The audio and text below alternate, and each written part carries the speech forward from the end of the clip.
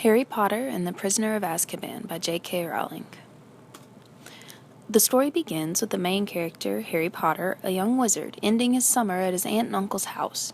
It's miserable there, and all he can think of is getting back to Hogwarts, the school of witchcraft and wizardry that he's attended for the past 2 years. After some unfortunate family interactions where his uncle's sister swells up like a balloon and floats around the room, Harry takes the night bus, a magical mode of transportation, to Diagon Alley, a safe place for witches and wizards. At Diagon Alley, Harry finds his friends Ron and Hermione and discovers that Sirius Black, a very dangerous man, has escaped the wizard prison of Azkaban and may be out searching for Harry. As Harry, Ron, and Hermione ride the train back to Hogwarts, a Dementor, a guard of Azkaban and a truly nasty creature, boards the train. Harry passes out from the shock. A Dementor steals your happy memories and you're left reliving your worst. Once they get to Hogwarts, Harry, Ron, and Hermione discover that Hagrid, the groundskeeper, and their friend, is now teaching one of their classes, Care of Magical Creatures. During the first lesson, they meet a hippogriff, half-horse, half-bird, named Buckbeak, who mauls Harry's nemesis, Draco. They also have a new professor for defense against the dark arts, Professor Remus Lupin. Sirius Black, the escaped prisoner, has appeared inside the castle and attempted to enter Gryffindor Tower, where Harry lives. Harry is no longer allowed to go anywhere unattended, but he manages to rejoin the Quidditch team, a sport played with several different types of balls, some hoops, and flying broomsticks. During the first match, Dementors rush the field, and Harry passes out from the shock.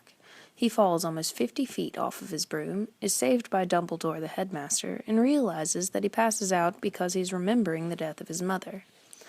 Fred and George, Ron's brothers, give Harry a magical map of Hogwarts and the surrounding areas, and the people in them, that contains several secret passageways to Hogsmeade, the wizard village nearby.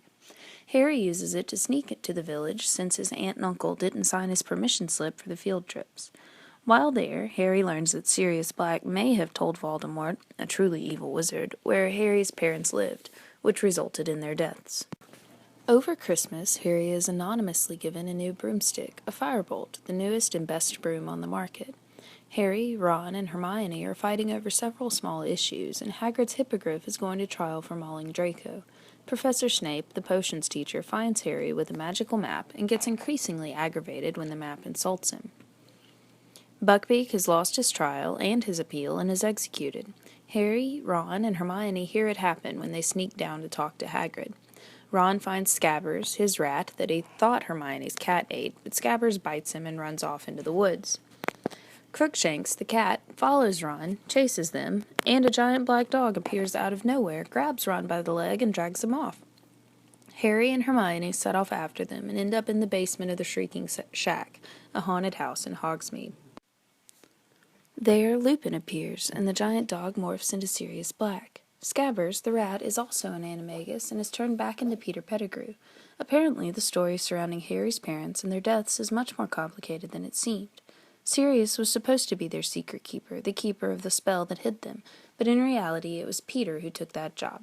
Then, Peter told Voldemort of their whereabouts. Voldemort killed Harry's parents, Peter killed several people and faked his death, and lived as a rat from then on. Sirius was caught in the aftermath and imprisoned wrongfully. Snape appears and attempts to arrest everyone. He's disarmed and knocked unconscious. Sirius reveals that he is Harry's godfather and that Harry may actually be able to leave his terrible aunt and uncle. As they are escorting Snape and Peter back to the castle, the clouds part and the full moon appears. Lupin is a werewolf, so he changes and runs into the woods. In the commotion, Peter turns back into a rat and scampers off. The Dementors find Sirius, Ron, and Hermione, and Harry, and almost kiss them. The act sucks the soul out of a person, leaving them an empty husk.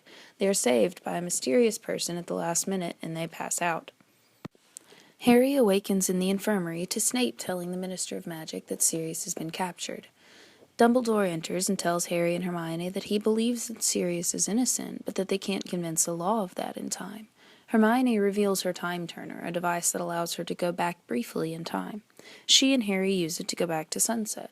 They save Buckbeak the Hippogriff, realize that Harry is the mysterious person who saved them from the Dementors, and fly Buckbeak up to Sirius's window. Sirius escapes on Buckbeak. Harry and Hermione return to the infirmary to recuperate, and the school year ends. On the train home, a tiny owl appears outside their window, carrying a letter from Sirius.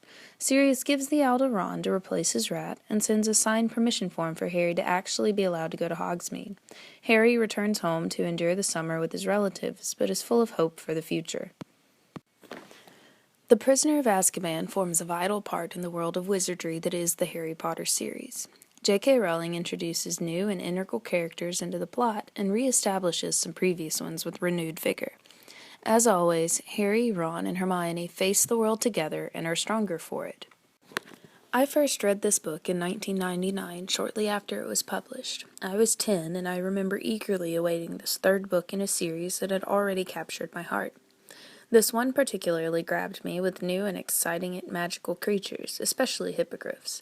As the granddaughter of a veterinarian, animals have always held a special place in my heart, and magical, misunderstood ones were right up my alley. This book deals with some more complex topics than the previous two, but of the 7 books in the series, this one is my favorite. It resonates with me in a unique way. Maybe it's the magical creatures, maybe it's the blossoming friendships made stronger by conflict, maybe it's because this book ends with an element of hope that seems scarce by books 5, 6, and 7. Whatever the reason, this book has been and will remain dear to my heart for many years to come, and I cannot wait to read it to and with my children.